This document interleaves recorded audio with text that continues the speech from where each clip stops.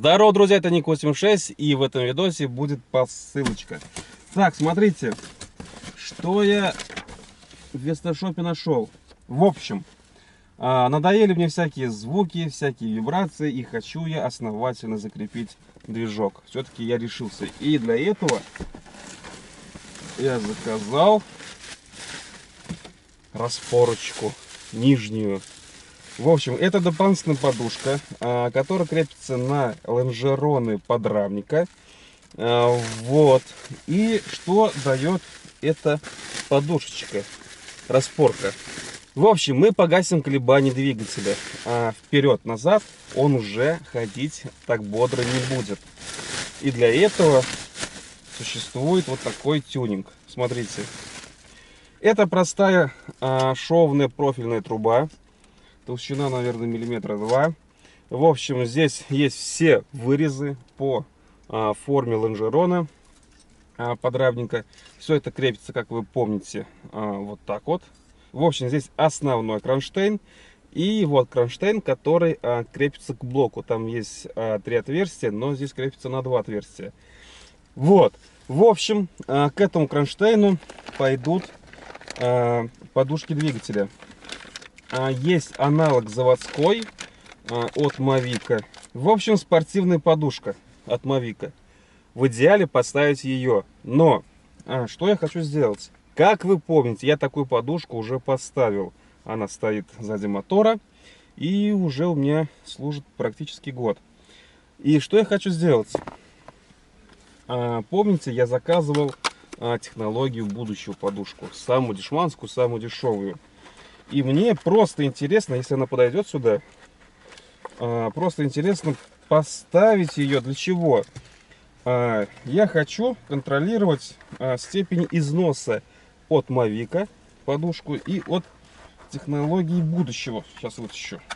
Но вы помните, был обзор насчет этой подушки, насчет того, что здесь с алюминий, а не алюминий. В общем, в принципе, очень-очень дешманского исполнения. И ставить, например, ее, как помните, как основную, я бы не советовал. Но как дополнительно, мне интересно. Для чего? Просто посмотрим, какая из них быстрее выйдет из строя. Вот и все. Либо просто степень износа. У какой будет степень износа. Да, тут маленько тест не объективный. Эта подушка уже поездила сезон. Это еще не ездила. Но ничего страшного, все равно будет интересно, при каждой замене масла мы будем контролировать Mavic и технологии будущего. Если получится ее сюда поставить, вроде как она подходит. Ну да. Ну-ка. Да, не обе подходят, все нормально. Вот, но это не все. Это не все. Я заказал еще одну подушечку. Для чего? В общем, у меня появились паразитные звуки. Лишний шум от коробки, и когда еду по мелкому гравию с хорошей такой скоростью, где-то 30 км в час, такой дребезг стоит. В общем, левая подушка бьет по лонжерону. И понятно то, что там большой уже износ.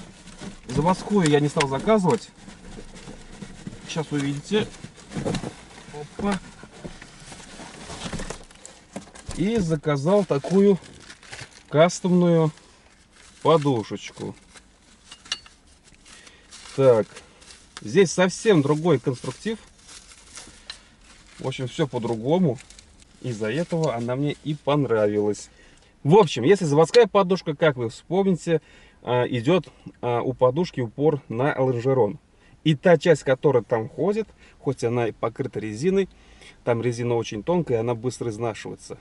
Вот. И потом тот кронштейн просто вот так вот бьет по лонжерону, и получается паразитные звуки. Здесь такого не будет. Здесь просто вот простой кронштейн. Он вот так вот бить не будет. Он крепится сюда, вставляется. Это коробки. И уже даже если он будет ходить вот так вот в сторону лонжерона, он доходить не будет. И будет у него хороший демпфер. Вот резинка. Это вроде от Renault, от коробки Автомат. В общем, кстати, подушка неплохая. Она мягенькая. Реально мягкая. И в чем плюс? Из-за того, что она мягкая, никаких гулов ну, практически уже не будет. В общем, любые паразитные звуки эта резина просто будет жрать. Так, давайте посмотрим детально эту подушечку. Смотрите, некоторые говорили то, что почему-то у них шток этот отрывается этот болт, и движок падает вниз. Блин, нет, ребята. Я не знаю, где вы брали, но я смотрю, смотрите, швы реально добротные. Показываю очень близко. Также здесь швы добротные, нигде пропуска нету. Куда ни коснись, везде хорошие швы. Может, просто покупали у другого производителя. Все, в принципе, по одному лекалу стали делать, и все. Также здесь, смотрите, хороший шов. Абсолютно везде классные швы. Но ни к чему нельзя придраться. Абсолютно. И при условии еще, что толстый металл. Реально очень толстый металл.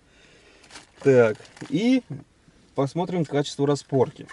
Ну что тут? Ну, профильная труба и профильная труба. Да, шовная. Но шов тут нужен. Не дай бог, если будет ДТП, нам что нужно, чтобы шов этот просто располовинило, и чтобы этот профиль просто адекватно как-то замяло. Потому что если он станет колом, это тоже не очень хорошо. И, кстати, здесь краска вроде как не порошковая, я что-то не понимаю, наверное. Но она хорошая. Все покрашено, все супер, в черный цвет. И тоже швы хорошие, смотрите. Если вы тут увидите. В общем, швы есть, швы хорошие. Ничего тут такого косячного я просто не вижу. Так, какую подушку из них переставить, я не знаю.